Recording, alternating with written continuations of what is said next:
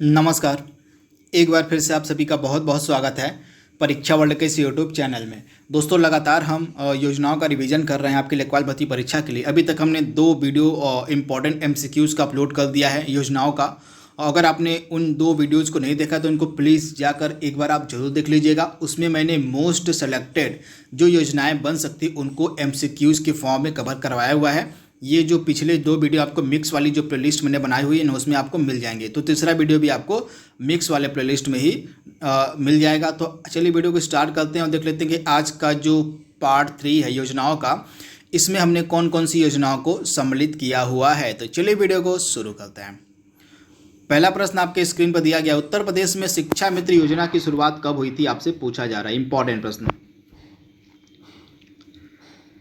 तो उत्तर प्रदेश में शिक्षा मित्र योजना की शुरुआत कब हुई थी, काफ़ी ज़्यादा महत्वपूर्ण प्रश्न है।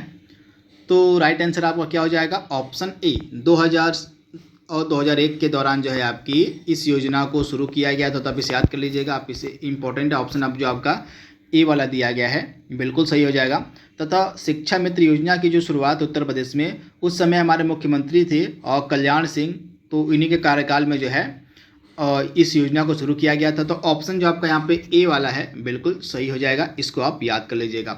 उत्तर प्रदेश में पंचायत मित्र योजना कब शुरू की गई थी, बस आपको इसमें ज़्यादा डिटेल में बात नहीं करनी है, बस इसकी एग्जैक्ट डेट आपको पता होनी चाहिए। इन सभी योजनाओं की डेट ही इनसे पूछा जाएगा आपसे एग्जाम में। तो उत्तर प्रदेश में जो पंचायत मित्र योजना है यह कब शुरू की गई थी, तो आपका राइट आंसर हो जाएगा 2 फरवरी 2006 को। ऑप्शन आपका बी वाला जो है बिल्कुल सही हो जाएगा। 2 फरवरी 2006 को जो है उत्तर प्रदेश में पंचायत मित्र योजना की शुरुआत की गई थी। बहुत ही ज़्यादा यह महत्वपूर्ण प्रश्न आपके एग्जाम के लिए, आप तो इसे याद कर लीजिएगा। 2 फरवरी 2006 को उत्तर प्रदेश में पंचायत मित्र योजना की जो है शुरुआत की गई थी। तो ऑप्शन आपका बी यहाँ पे बिल्कुल सही हो जाएगा, 2 फरवरी 2006। बढ़ते हैं अगले प्रश्न की तरफ। कस्तूरबा गांधी बालिका विद्यालय योजना की शुरुआत कब की गई थी, कस्तूरबा गांधी बालिका विद्यालय योजना इसको शुरू किया गया था अगस्त 2004 में। ऑप्शन आपका जो यहाँ पे सी वाला है बिल्कुल सही हो जाएगा। अगस्त 2004 में कस्तूरबा गांधी विद्यालय योजना, बालिका विद्यालय योजना को शुरू किया गया था। तो एग्जैक्ट डेट आपको पता होनी चाहिए। अगस्त 2004 में जो है इस कस्तूरबा गांधी बालिका विद्यालय योजना का शुभारंभ किया गया था। तो ऑप्शन आपका सी यहाँ पे बिल्कुल सही है। उत्तर प्रदेश में किसान मित्र योजना कब शुरू हुई थी, इंपॉर्टेंट प्रश्न है। तो उत्तर प्रदेश में किसान मित्र योजना की शुरुआत हुई थी 18 जून 2001 को। ऑप्शन आपका बी यहाँ पे बिल्कुल सही हो जाएगा। 18 जून 2001 को उत्तर प्रदेश में किसान मित्र योजना की शुरुआत की गई थी। ऑप्शन आपका बी यहाँ पे बिल्कुल सही हो जाएगा, 18 जून 2001 को। आयुष्मान भारत डिजिटल मिशन के अंतर्गत कितने अंकों का आभा नंबर प्रदान किया जाता है। आयुष्मान भारत डिजिटल मिशन के बारे में मैंने आपको बताया था। इसके अंतर्गत जो है एक स्वास्थ्य आईडी दी जाती है, एक हेल्थ कार्ड दिया जाता है। तो ये कितने अंकों का होता है उसको आपसे पूछा जा रहा है। तो यह आपका 14 अंकों का आभा नंबर होता है। तो आप इसे याद कर लीजिएगा, 14 अंकों का यह आभा नंबर होता है जो आपका आयुष्मान भारत डिजिटल मिशन के अंतर्गत दिया जाता है प्रत्येक नागरिक को। तो ऑप्शन आपका ए यहाँ पे बिल्कुल सही है। यहाँ पे आप देख पा रहे हैं 14 अंकों का जो है unique Ayushman Bharat health account number यह होता है, जिसको हम आभा के नाम से जानते हैं। तो इसको आप याद कर लीजिएगा, काफ़ी ज़्यादा महत्वपूर्ण है आपके एग्जाम के लिए है। तथा हाल ही में आपको पता होगा, मैंने अगर आप करंट अफेयर्स को मेरे फॉलो कर रहे होंगे मई जून वाले को, तो आपको पता होगा कि हाल ही में जो आयुष्मान भारत डिजिटल मिशन है इसको एक टेलीमेडिसिन सेवा से जोड़ दिया गया है, जिसका नाम है ई संजीवनी। तो यहाँ पे आप देख पा रहे हैं पिक्चर में भी ई संजीवनी जो टेलीमेडिसिन सेवा है, इससे अब आयुष्मान भारत डिजिटल मिशन को जोड़ दिया गया है। तो ये फैक्ट आपसे एग्जाम में पूछा जा सकता है, तो इसको कम से कम आप याद कर लीजिएगा। तथा यह जो ई संजीवनी है यह टेलीमेडिसिन सेवा है, इसके बारे में आपको याद रखना है।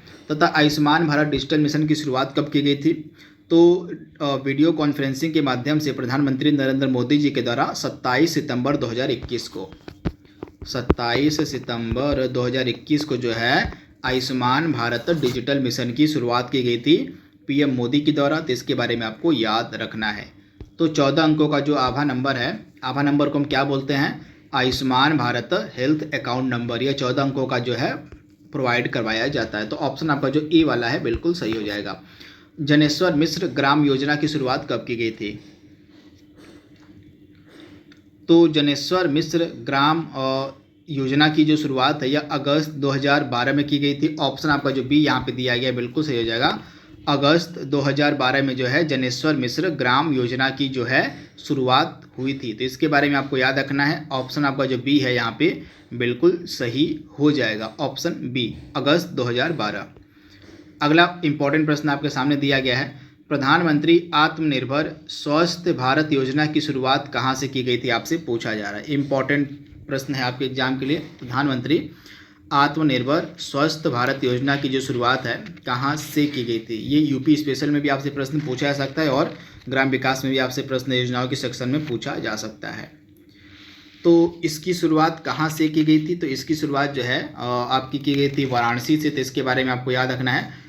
प्रधानमंत्री आत्मनिर्भर स्वस्थ भारत योजना की जो शुरुआत है यह आपकी वाराणसी से की गई थी। तो इसके बारे में आपको याद रखना है। ऑप्शन जो आपका यहाँ पे बी वाला है बिल्कुल सही हो जाएगा। इस योजना की जो घोषणा है 2021-22 के बजट के दौरान की गई थी तथा इस योजना में प्रधानमंत्री आत्मनिर्भर स्वस्थ भारत योजना में अगले 6 वर्षों में जो है आपका 64,180 रुपये 64,180 करोड़ रुपए जो है खर्च करने का प्रावधान है। यानी कि जो हमारी केंद्र सरकार है वो अगले 6 वर्षों में जो है इस योजना पर 64,180 करोड़ रुपए तक खर्च करेगी। तो इसके लिए जो है जो बजट आवंटित होगा वह लगभग कितना आवंटित होगा? आयुष्मान भारत स्वस्थ भारत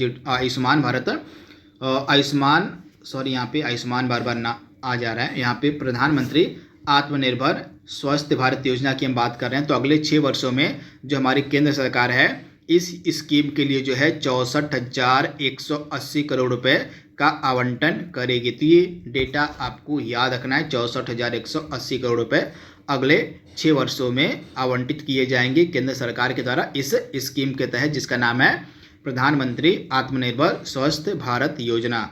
तथा यह अगले 6 वर्षों यानी कि इसकी अवधि जो है 6 वर्ष की है तथा इसकी जो शुरुआत है यह वाराणसी से की गई थी। इसके बारे में आपको याद रखना है। इंपॉर्टेंट है, डायरेक्टली आपसे पूछा जा सकता है इसके बारे में। इसके बारे में मैंने पूरी डिटेल में जो योजनाओं का मैंने डिटेल वीडियो बनाया हुआ था उसमें मैंने अपलोड किया हुआ था। तो उसको अगर आप देख लेंगे, योजनाओं वाला जो मैंने सीरीज चलाई थी उसको अगर आप देख लेंगे तो उस वीडियो में जितनी भी मैंने योजनाएं पढ़ाई हुई हैं उनको मैंने पूरे डिटेल में उस वीडियो में कवर किया हुआ है। तो वो वाली जो प्लेलिस्ट है ग्राम समाज एवं विकास की, उसको आप कम से कम एक बार फॉलो कर लीजिएगा। वहाँ से आपका संपूर्ण ग्राम समाज और विकास कंप्लीट हो जाएगा। टॉपिक वाइज मैंने MCQ जिसमें कराए हुए हैं। इसके अलावा बेस्ट 500 MCQs की सीरीज भी उसमें आपको मिल जाएगी। इसके अलावा जो भी इम्पॉर्टेंट योजनाएं हैं उनको डिटेल में उस प्लेलिस्ट में डाला गया है। तो कम से कम उसको तो एक बार आप देख ही लीजिएगा। तो अगला प्रश्न आपके सामने दिया गया है, वित्तीय वर्ष 2021-22 के दौरान मनरेगा के अंतर्गत उत्तर प्रदेश सरकार के द्वारा कुल कितने मानव दिवस का सृजन किया गया था? कि उत्तर प्रदेश में कुल कितने मानव दिवस का सृजन किया गया था मनरेगा के अंतर्गत? आपसे पूछा जा रहा है। इंपॉर्टेंट प्रश्न है, डायरेक्टली आपसे पूछा जा सकता है। तो यहाँ पे मानव सृजन की बात हो रही है। तो हाल ही में जो बजट पेश किया गया था उत्तर प्रदेश की सरकार के द्वारा, उत्तर प्रदेश की गवर्नमेंट के द्वारा, तो उसमें यह बताया गया कि जो वित्तीय वर्ष 2021-22 था, वित्तीय वर्ष 2021-22 के दौरान उत्तर प्रदेश में मनरेगा के अंतर्गत जो है 26 करोड़ मानव दिवस का सृजन किया गया था। तो राइट आंसर आपका क्या हो जाएगा? 26 करोड़ जो है मानव दिवस का सृजन किया गया था उत्तर प्रदेश में 2021-22 के दौरान। तो इसके बारे में आपको याद रखना है। इसके बाद अगला लक्ष्य उत्तर प्रदेश का क्या है? तो वित्तीय वर्ष 2022-23 में उत्तर प्रदेश सरकार का लक्ष्य है कि वित्तीय वर्ष 2022-23 में 32 करोड़ मानव दिवस का सृजन किया जाए। तो ये फैक्ट आपको याद रखना है। यहाँ पे हम मनरेगा के बारे में बात नहीं करेंगे। मनरेगा के बारे में मैंने आपको बहुत बार पढ़ाया हुआ है पूरे डिटेल में। तो सिर्फ हम यहाँ पे करंट डेटा की बात कर रहे हैं, तो इसके बारे में आपको याद रखना है। इसके बाद अगला प्रश्न आपके सामने दिया गया है, PM पोषण शक्ति निर्माण योजना को मंजूरी कब मिली थी? आपसे पूछा जा रहा है। इंपॉर्टेंट प्रश्न है, पूछा जा सकता है आपसे एग्जाम में, इसी कारण से मैंने इसको सम्मिलित किया हुआ है। काफ़ी न्यूज में भी यह था। तो पीएम पोषण शक्ति निर्माण योजना को मंजूरी कब मिली थी? 29 सितंबर 2021 को। ऑप्शन आपका जो सी यहाँ पे दिया गया है बिल्कुल सही हो जाएगा। 29 सितंबर 2021 को पीएम पोषण शक्ति निर्माण योजना को मंजूरी मिली थी। ऑप्शन जो आपका यहाँ पे सी है बिल्कुल सही हो जाएगा। आप सभी को पता होगा यह जो योजना है मिड डे मील के स्थान पर लॉन्च की गई है, शुरू की गई है, तो इसके बारे में आपको याद रखना है। तथा यह अगले 5 वर्षों तक रहेगी, यानी कि अगले 5 वर्षों के लिए जो है इसको शुरू किया गया, यानी कि 2021-22 से लेकर 2025-26 तक यह योजना लागू रहेगी, यानी कि 5 वर्षों तक यह लागू रहेगी। इसको मंजूरी मिली है 29 सितंबर 2021 को। तो ये सारे फैक्ट आपको याद रखना है, इंपॉर्टेंट है, डायरेक्टली आपसे पूछा जा सकता है। तथा इस योजना का कुल व्यय कितना होगा, कितना किया जाएगा अगले 5 वर्षों में? तो इस योजना में कुल व्यय आपका किया जाएगा, टोटल व्यय की हम बात कर रहे हैं तो 1,30,794.90 करोड़ रुपए जो है इसमें व्यय किए जाएंगे अगले 5 वर्षों में। तथा इसमें केंद्र सरकार का हिस्सा कितना होगा, राज्य सरकार का कितना होगा और खाद्यान्नों पे कितना व्यय किया जाएगा, आइए उसको भी देख लेते हैं। तो इतना तो टोटल आपका व्यय है, 1,30,794.90 करोड़ रुपए टोटल व्यय किया जाएगा इस योजना में। लेकिन केंद्र सरकार इसमें कितना खर्च करेगी? तो यहाँ पे केंद्र सरकार का खर्च होगा 54,061 यहाँ पे केंद्र सरकार की हम बात करें 54,061.70 करोड़ रुपए आपकी केंद्र सरकार खर्च करेगी। इसके बाद राज्य सरकारें आपकी खर्च करेंगी 31,733.17 करोड़ रुपए आपकी राज्य सरकार खर्च करेगी। और बाकी जो खाद्यान्नों पे व्यय होगा वो होगा 45,000 करोड़ रुपए। तो ये सारे फैक्ट आपको याद रखने इंपॉर्टेंट है, डायरेक्टली आपसे पूछा जा सकता है। इसके बाद जो तो मैंने आपको बता दिया कि मिड डे मील योजना के स्थान पर इसको शुरू किया गया था, इंपॉर्टेंट है। राष्ट्रीय पोषण सप्ताह कब मनाया जाता है आपसे पूछा जा रहा है। राष्ट्रीय पोषण सप्ताह कब मनाया जाता है आपसे पूछा जा रहा है, इंपॉर्टेंट प्रश्न है। तो राष्ट्रीय पोषण सप्ताह आपका मनाया जाता है 1 से लेकर 7 सितंबर के मध्य, यानी कि ऑप्शन जो आपका ए है यहाँ पे बिल्कुल सही हो जाएगा। 1 से लेकर 7 सितंबर के मध्य आपका राष्ट्रीय पोषण सप्ताह मनाया जाता है। अगला प्रश्न आपके सामने है, हृदय योजना की शुरुआत कब की गई थी? इंपॉर्टेंट प्रश्न है, आपको बताना है कि जो हृदय योजना है इसको कब शुरू किया गया था, इंपॉर्टेंट प्रश्न। तो 21 जनवरी 2015 को ऑप्शन आपका जो बी यहाँ पे दिया गया है बिल्कुल सही हो जाएगा। 21 जनवरी 2015 को जो है हृदय योजना की शुरुआत की गई थी। इसका उद्देश्य क्या था? तो सांस्कृतिक विरासतों का संरक्षण करना, यानी कि हमारी जो सांस्कृतिक विरासतें हैं उनका संरक्षण करना और उनका कायाकल्प करना, इसी कारण से इस योजना को शुरू किया गया था, हृदय योजना को 21 जनवरी 2015 को। इंपॉर्टेंट प्रश्न। मिड डे मील कार्यक्रम की शुरुआत कब की गई थी? इंपॉर्टेंट है, तो आप सभी को इसके बारे में पता होगा। मध्याह्न भोजन योजना मिड डे मील कार्यक्रम की जो शुरुआत है 15 अगस्त 1995 को की गई थी। ऑप्शन जो आपका यहाँ पे ए वाला है बिल्कुल सही हो जाएगा, आप इसे याद कर लीजिएगा। ऑप्शन आपका ए यहाँ पे बिल्कुल सही है, 15 अगस्त 1995 को। अगला प्रश्न है, किसान विकास पत्र को सर्वप्रथम कब शुरू किया गया था आपसे पूछा जा रहा है। तो किसान विकास पत्र को सर्वप्रथम बार कब शुरू किया गया था? तो इसको सर्वप्रथम बार 1 अप्रैल 1988 को शुरू किया गया था, लेकिन बाद में इसको बंद कर दिया गया था। 2001 में जो है किसान विकास पत्र को की बिक्री पर जो है सरकार के द्वारा यानी कि बीच में इसको जो है बंद कर दिया गया था, लेकिन बाद में 2014 से इसको पुनः चालू कर दिया गया था। तो इसके बारे में आपको याद रखना है, तो इसके बारे में आपको याद रखना है। तो सर्वप्रथम बार जो है इसको 1 अप्रैल 1988 को शुरू किया गया था किसान विकास पत्र को, लेकिन बीच में जो है इसको बंद कर दिया गया था, लेकिन इसकी जो पुनः बिक्री है वह 2014 से चालू हो गई थी किसान विकास पत्र के। तो इसके बारे में आपको याद रखना है कि पुनः 2014 से इसको शुरू कर दिया गया था, इसकी बिक्री जो है शुरू हो गई थी। और ट्राइसेम कार्यक्रम की शुरुआत कब की गई थी आपसे पूछा जा रहा है, इंपॉर्टेंट है। ट्राइसेम कार्यक्रम, तो ट्राइसेम कार्यक्रम की जो शुरुआत है कब की गई थी? इसकी शुरुआत आपकी की गई थी 15 अगस्त 1979 को, यानी कि ऑप्शन आपका बी यहाँ पे जो दिया गया है बिल्कुल सही हो जाएगा। 15 अगस्त 1979 को जो है ट्राइसेम कार्यक्रम की शुरुआत की गई थी। इसका उद्देश्य क्या था? तो ग्रामीण युवाओं को स्वरोजगार हेतु ट्रेनिंग देना, स्वरोजगार हेतु प्रशिक्षण देना, इस ट्राइसेम कार्यक्रम का मेन उद्देश्य था, जिसको शुरू किया गया था 15 अगस्त 1979 को। ऑप्शन आपका बी यहाँ पे बिल्कुल सही है। यहाँ पे आप देख पा रहे हैं पूरा डिटेल लिखा हुआ है। ट्राइसेम के अंतर्गत, ट्राइसेम का तात्पर्य पूरा नाम आप याद कर लीजिएगा, training to rural youth for self employment, स्वरोजगार के लिए ग्रामीण युवकों को प्रशिक्षण से है इसका तात्पर्य।